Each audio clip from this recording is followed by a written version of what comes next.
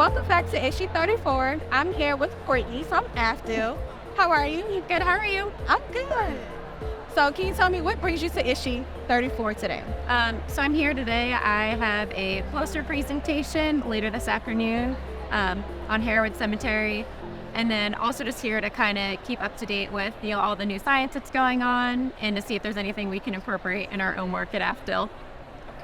And this is your first issue? Yes, that's correct. How has it been going so far? It's been great. It's really neat to see everyone that's here and all the great minds. So looking forward to interacting with people throughout the week. Yeah.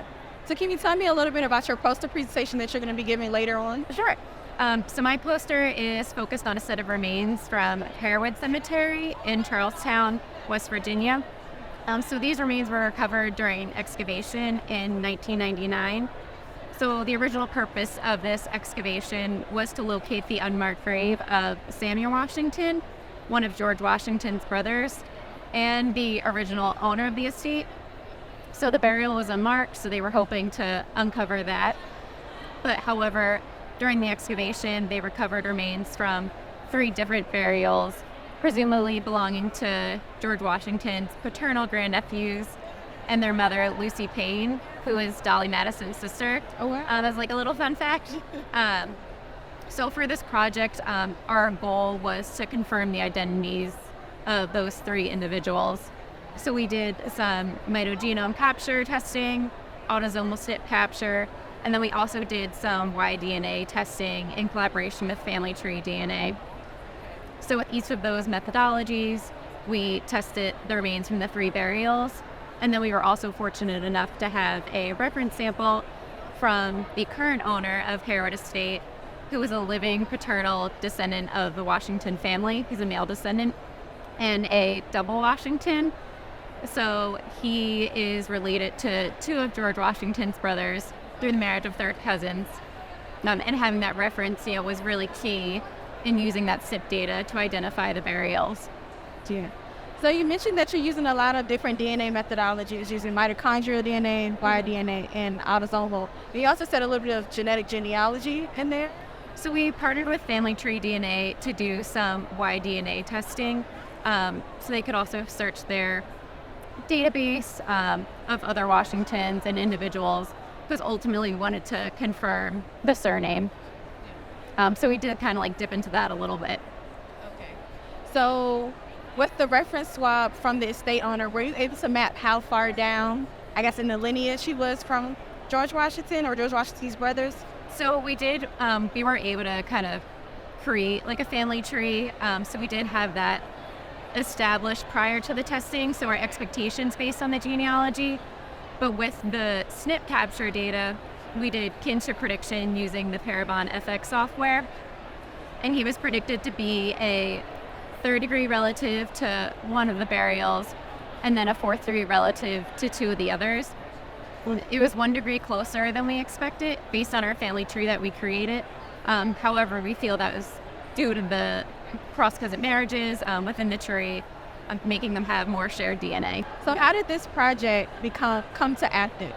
So Afdil, at the time they were AFIP, was tasked with the DNA testing back in 1999 when the excavation was first conducted. But just with the creation of new technologies and how things have progressed, we went back to do some testing. We got the additional approval from the current estate owner to carry forward with that. So we were able to implement new technologies to really help us confirm those identities.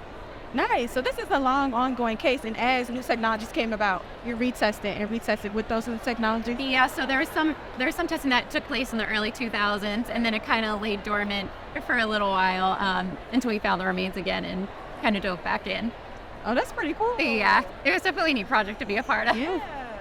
So what do they plan on doing with that information? Do they want to give them a proper burial mark and everything, or?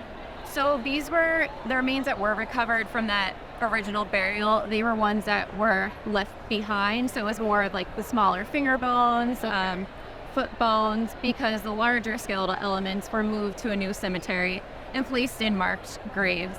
Gotcha. So ultimately, at the conclusion of this, we'll return the remains to the current owner of the estate. and that'll be up for him to decide how to handle the remains. And then I'm also in the process of writing a paper that will hopefully be out in the near future. Yeah, nice. Yeah.